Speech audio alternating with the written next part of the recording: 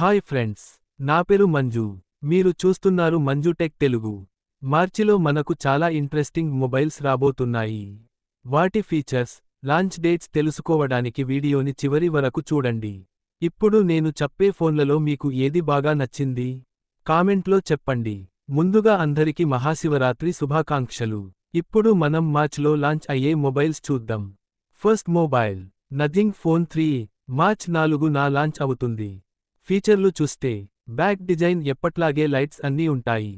Snapdragon 7S Gen 3 processor, 6.8 inch OLED display, 50 MP telephoto camera 2x zoom ఉంటుంది.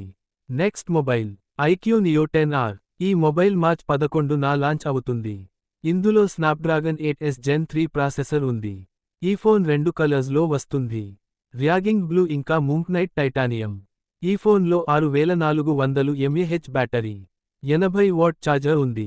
అయినసరే ఈ phone చాలా స్లిమ్గా ఉంటుంది. ఈ ఫోన్ 30,000 లోపు రావచ్చు. Nothing phone 3A, iQOO Neo 10R.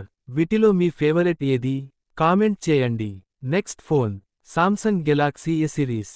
ఈ ఫోన్ మార్చి మిడిల్లో లాంచ్ కావచ్చు.